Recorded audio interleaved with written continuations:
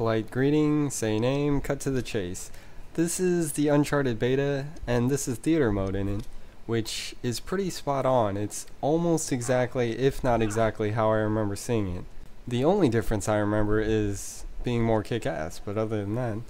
For the uninitiated, Uncharted is basically free-running meets third-person cover-based fast-paced shooter. For box fans who aren't watching this video anyways, it's kinda like Gears of War, except you can climb stuff. And they didn't pump your character full of gallons of testosterone. I don't even know why I'm talking like this. It's not meant to offend anybody, and I'm mostly white.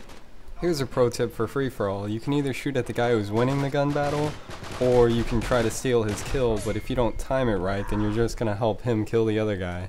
I decided to shoot at the guy who was going to win to be safe. Yeah, clearly that guy's kinda new at the game, and clearly my aim was bad, I know.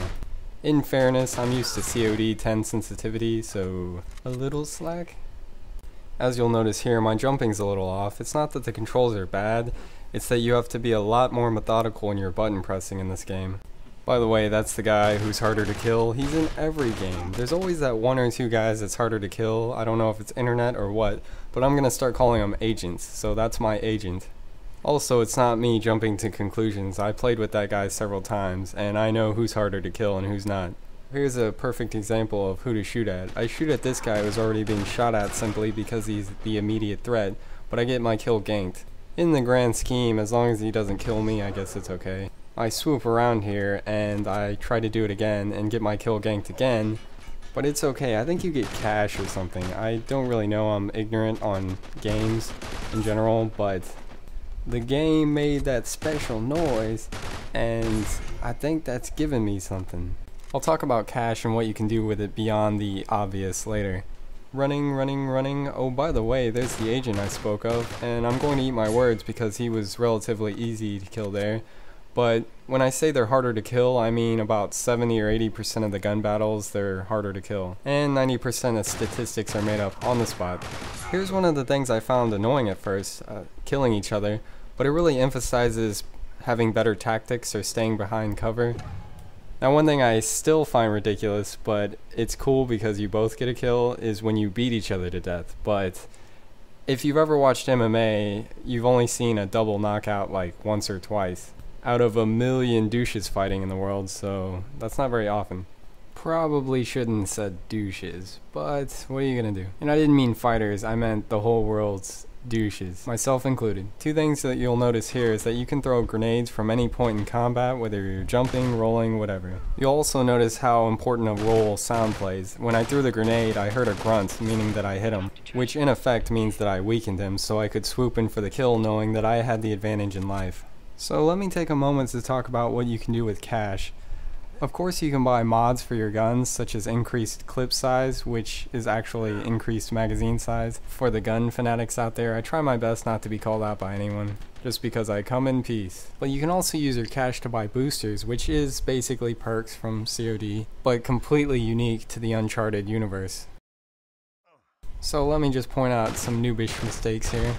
But yeah, that guy's just sitting there oblivious to the fact that the guy's trying to climb and grunting loudly next to him. As you notice, that guy tried to attack me from long distance with his pistol. I believe it was an accident because when you climb and you aim, you pull out your pistol, and unless you switch back to your primary, your pistol remains.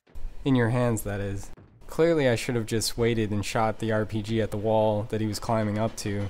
I was forced to pull out my secondary and shoot at long distance, which even weakened, he was still difficult to kill. Someone else was also shooting at him, so I'm lucky I got the kill. The only reason he stayed there was he was trying to pick up the treasure that was there. Now my agent here winged me with a couple bullets, which is why it only took one rifle butt to kill me. Normally it takes 2 rifle butts, and that's the only thing you can be completely spastic with in this game, is pressing the square button for rifle butts. When you have 2 guys going toe-to-toe with rifle butting, it's the guy who presses square the fastest, usually, that wins. And of course, unless you're weakened or any number of factors like that. Back to cash, another thing that you can buy with cash are pre-game boosters, which only work for that one game that you play. These range anywhere from heavy bullets, which is basically stopping power, so they increase the damage of your bullets, to an increased grenade slot, so you can hold an extra grenade. And even a short-range radar, which I haven't used yet, but I'm pretty sure that comes in handy. Another thing that you spend cash on is buying medal kickbacks, and medal kickbacks are kind of like kill streaks in Call of Duty, but they're not. Because throughout the course of the game, you earn medals through any such ways as going on a streak, getting headshots, and a bunch of unique ways. If you just kind of imagine earning trophies or Xbox achievements, then that's pretty much how you get medals. So I'm going to talk about the medal kickbacks because I've pretty much used or experienced all of them. There's the RPG, which requires a lot of medals, so it's difficult to get. Speedy G, which is what I use, it increases your speed for 20 seconds. Militia Man, which you don't have to reload for 30 seconds. Cluster Bomb, which is ridiculous because you throw one grenade and it blows up into multiple grenades. So anytime you're like, what the hell just happened, that was Cluster Bomb. Disruption, which makes it where other players can't see your arrow. I don't pay attention to player arrows anyways. Now you notice I pretty much just gave up on that guy. No sense in chasing. He knows where I am. He knows I'm running after him, and by the time I get to him, any damage I've done, he's already regenerated, so just give it up. I'll get back to medal kickbacks, but if you notice, that's my emblem up there. Player emblems are placed throughout the stage. I don't think it's random because I have seen it switch. Maybe someone left and someone joined, I don't know. Or it could be determined by how well you're doing. I can't tell at this point. So back to the medal kickbacks. Two very interesting ones are Smoke Bomb and Creepy Crawler. Smoke Bomb has you disappear into a puff of smoke like it says, and what that does is have you randomly appear in another part of the level. So when you use that is when you're under fire and you have no hopes of survival, you throw down the Smoke Bomb. I prefer Speedy G simply because that's more of an aggressive booster, whereas Smoke Bomb is more of a defensive one. Here's a perfect example of skill-based gameplay. We both have the same gun. Nobody's gonna randomly get lucky. It's all about who's the better shot, who controls their rate of fire better. And none of us get the kill, and he probably did better than I did, so I just abandoned all hope. Real quick before the game's over, Creepy Crawlers has you turn into a bunch of spiders, and when you swarm on people, it seems to distract them so your team members can kill them.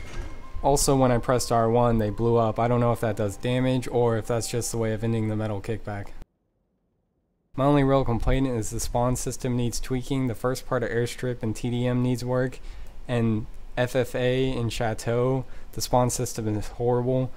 I've had people spawn camp on me, which initially made me not want to play the game. But other than that, once you get past the fact that it isn't Call of Duty, it is very skill based, more experienced players have a huge advantage, along with having a huge advantage in boosters.